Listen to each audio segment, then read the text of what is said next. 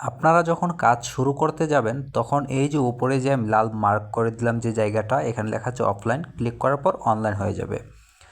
Online হয়ে যাওয়ার পর আপনি যদি আবার চান যে অফলাইনে যাবেন, অর্থাৎ কাজ করবেন না পাঠাবে, যখন আপনি অন্য কোনো খ্যাপ মারবেন বা ট্রিপ মারবেন, তখন আপনি অফলাইন হওয়ার জন্য আবার যে জায়গাটা আপনি ক্লিক করে অনলাইন হয়েছিলেন এই জায়গাটায় আবার ক্লিক করবেন।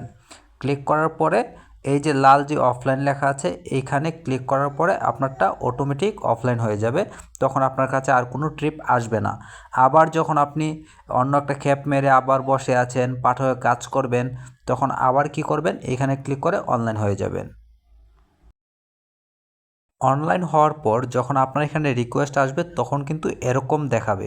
তো এই যে টাকার নিচে সবুজ কালারের যে অ্যাকসেপ্ট লেখা আছে এখানে ক্লিক করবেন।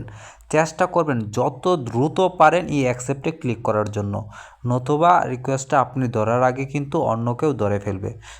সবসময় চেষ্টা করবেন যত দ্রুত পারেন এই অ্যাকসেপ্টে ক্লিক করার জন্য। রিকোয়েস্টটা অ্যাকসেপ্ট করার পর আপনার এখানে ঠিক এরকম শো করবে, অর্থাৎ এরকম দেখাবে। তো আপনি কি করবেন, যাত্রীর সাথে ফোনে কথা বলে নেবেন। যাত্রীকে ফোন দিয়ে বলবেন যে স্যার আমি আসতেছি আপনার লোকেশনে, আমি অমুক জায়গায় আছি, আপনার এখানে আসতে আমার ঠিক কতটুকু সময় লাগবে, আপনি একটু দয়া করে অপেক্ষা করুন।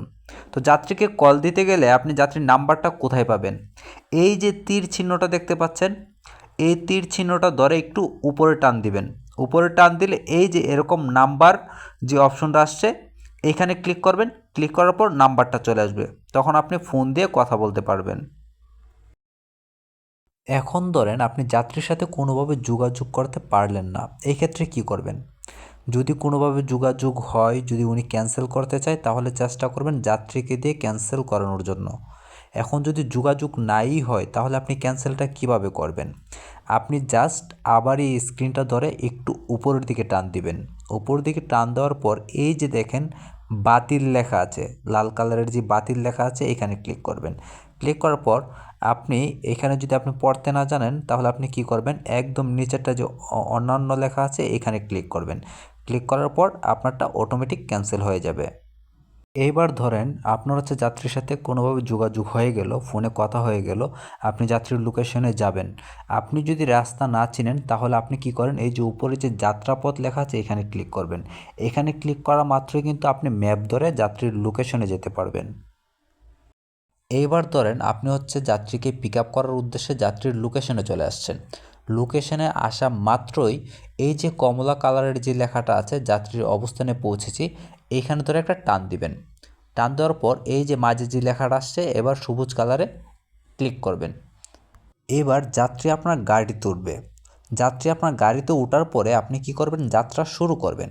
তো যাত্রা শুরু করার আগে আপনি অবশ্যই এই যে যাত্রা শুরু করুন লেখা আছে সবুজ কালারের যে চিহ্নটা দেখতে পাচ্ছেন, বাম পাশ থেকে টান দিয়ে ডান পাশে নিয়ে আসবেন।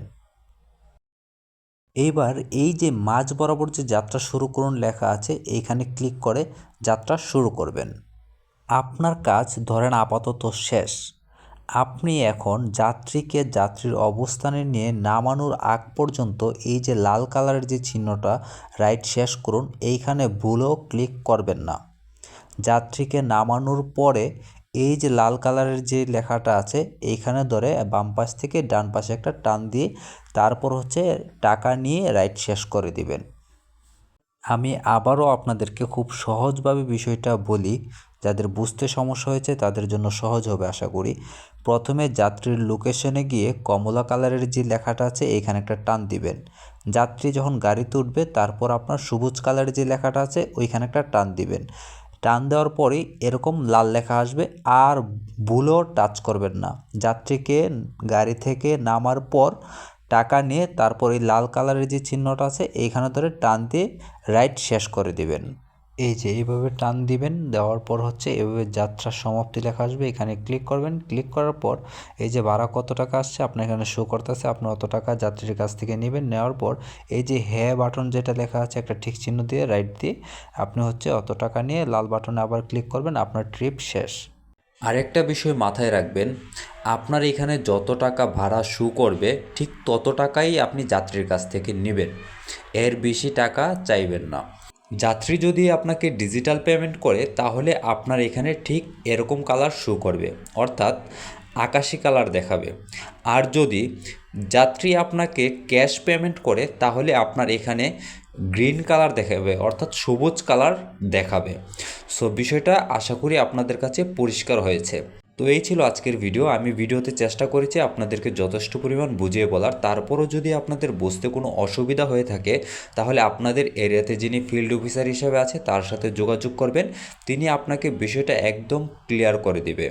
সবাই ভালো থাকবেন, সুস্থ থাকবেন, পাঠাওয়ের সাথে থাকবেন। আল্লাহ হাফেজ।